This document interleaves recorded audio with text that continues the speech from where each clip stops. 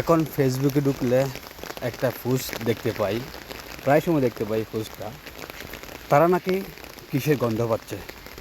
আমি বলি ভাই, তোরা তো নিজেরা একটা ডাস্টবিন, তোদের কমেন্ট দেখলেই তো গন্ধ বের হয়, তোদের গাল করলেই তো ওখান থেকে মুখ থেকে গন্ধ বের হয়। তোরা তো একটা ডাস্টবিনে পরিণত হয়েছিস, তা তোদের কাছ থেকে কি খুশবু উঠবে?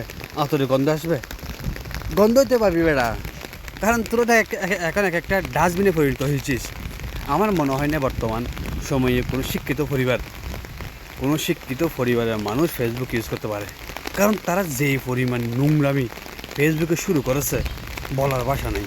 ফেসবুকে ঢোকাই যায় না এদের নোংরামির কারণে, একটা ডাস্টবিনে পরিণত হয়েছে। আবার তারা নাকি কিসের গন্ধ পাচ্ছে।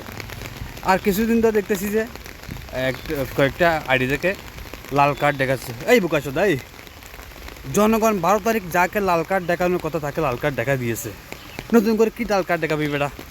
5 বছর চুপচাপ থাক। গত 17 বছর তোরা এই লুঙ্গির তলে ছিলি, গুপ্ত ছিলি, আর এখন এসে বড় বড় কথা বলিস। জনগণ যাকে লাল কার্ড দেখানোর কথা তাকে লাল কার্ড দেখিয়ে দিয়েছে, তুই নতুন করে কী লাল কার্ড দেখাবি বেটা?